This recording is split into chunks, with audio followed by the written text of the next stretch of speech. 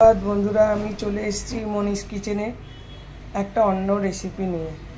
সেটা হচ্ছে ডাল হাবিজি। এটা একটা রাজস্থানি রেসিপি। সেটা নিয়ে আমি মটর ডাল, চানা ডাল চানা ডাল ভিজিয়েছি। চানা ডাল ভেজাইনি, সেদ্ধ করব। সেটার মধ্যে নুন আর হলুদ দেব, পরিমাণ মতো নুন দেব। এই যে নুন দিয়ে দিলাম, এটা নুন দিয়ে দিলাম আর একটু হলুদ দিয়ে দেবো। এই হলুদ দিয়ে দিলাম। এইটা এবারে আমি সেদ্ধ করতে বসাবো। এটা হচ্ছে রাজস্থানের হাবিজি। এটা একটা রেসিপি। আমার গলাটা একটু ভারী লাগছে, ঠান্ডা লেগেছে হয়তো, তাই জন্য একটু গলাটা ভারী লাগছে। এইবার আমি বসিয়ে দেবো গ্যাসে। রাজস্থানের ডাল হাবিজি করার জন্য চানাটা তো সেদ্ধ হয়ে গেছে, আর এইদিকে দই নিয়ে নিয়েছি, অনেকটা দই নিয়ে নিয়েছি, প্রায় 150 গ্রামের মতো দই নিয়ে নিয়েছি। এর মধ্যে লঙ্কা গুঁড়ো দেবো,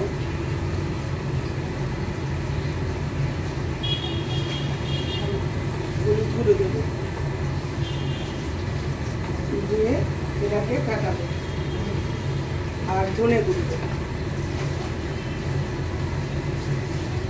ধনে গুঁড়ো দেবো, লঙ্কা গুঁড়োটা একটু দিয়ে দিলাম, কারণ আমরা একটু ঝালটা বেশি খাই, এতদিনে তোমরা জেনে গেছো। এবার এটাকে ফেটিয়ে রাখবো। যে ফেটানো হয়ে গেছে, এবার আমি এগুলোকে রসুন আর পেঁয়াজগুলোকে কুচি কুচি করে নেব। এগুলোকে এইটা দিয়ে কুচি কুচি করে নেব।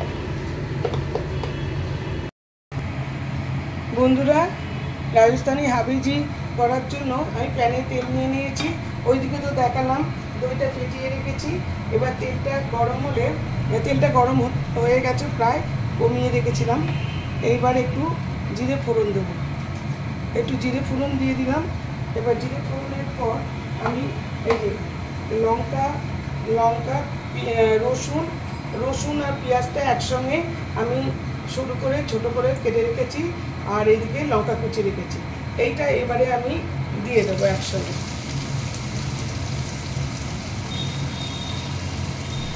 দিয়ে একটু লাল করে ভাজবো।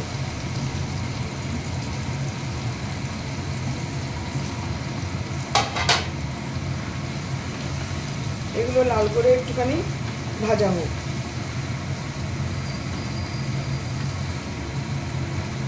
তারপরে নেক্সট প্রসেস দেখ। এর মধ্যে 2টো শুকনো লঙ্কা দিয়ে দিলাম।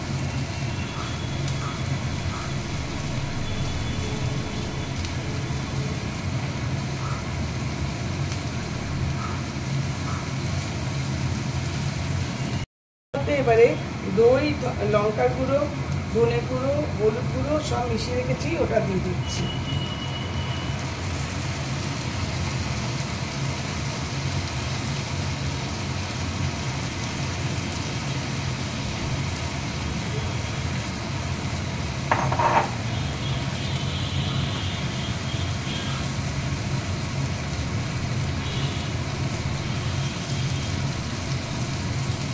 এটা অনেকক্ষণ কষাবো। কষিয়ে যখন তেল বেরোবে, তারপরে আবার নেক্সট প্রসেস। এবার একটু আদা দিয়ে দিচ্ছি।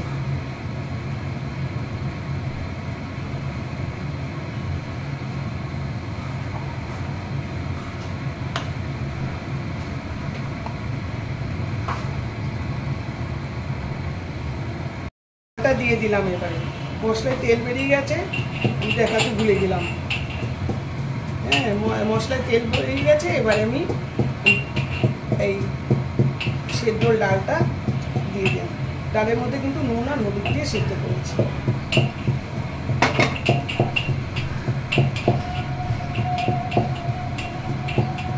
এখানে কিন্তু এই রান্না শেষ হলো না, আরও প্রসেস একটা আছে।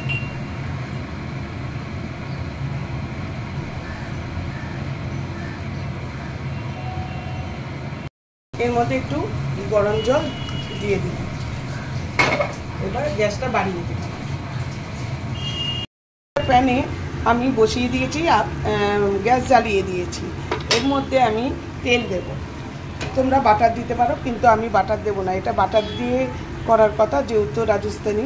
হ্যাঁ, আমি বাটার দেবো না, আমি তেল দিয়ে দিলাম।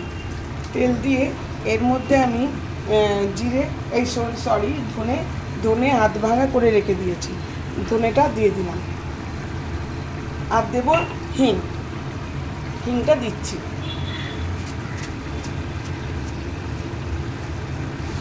হিং দিয়ে দিলাম।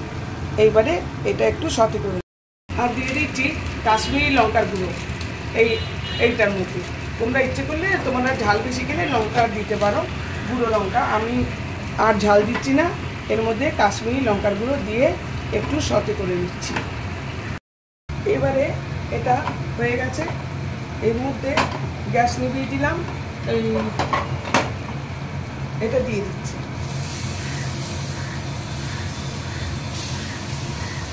এটা দিয়ে দিচ্ছি। এই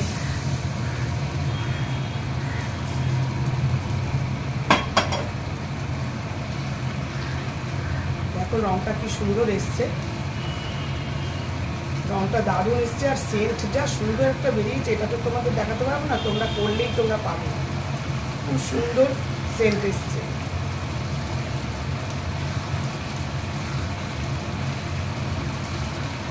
এবার একটু কমিয়ে রেখে দেবো, আমার কিন্তু রান্না প্রায় হয়ে গেছে।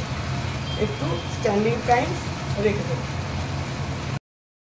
দেখো আমার রান্না ডান। কি দারুণ রং হয়েছে না, গন্ধও খুব সুন্দর বেরিয়েছে জানো। এর মধ্যে শুধু আমি এখন ধনে পাতা দিয়ে দেবো। এই ধনে পাতাটা দিয়ে দিলাম, একটু বেশি করে ধনে পাতা দিলাম। ব্যাস, এবার একবার ফোটাবো, এটা জাস্ট ফোটাবো একবার।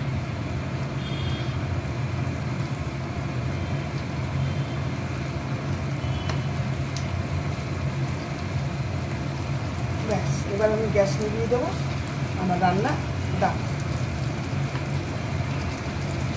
এই যে গ্যাস নিভিয়ে দিলাম। দেখো আমার রান্না একবারে ডান, একদম রাজস্থানি হাবিজি, রাজস্থানি চানা হাবিজি। আশা করি তোমাদের ভালো লেগেছে। অবশ্যই তোমরা চেষ্টা করবে, ট্রাই করবে এই রান্নাটা করার। রুটি দিয়ে, পরোটা দিয়ে, সব দিক দিয়ে চলবে, ভাত দিয়েও চলবে। এটা ভাত দিয়েও খেতে পারো, ভীষণ ভালো লাগবে খেতে। Thank you for watching. আমি শীঘ্রই আসছি আরেকটি ব্লগ নিয়ে।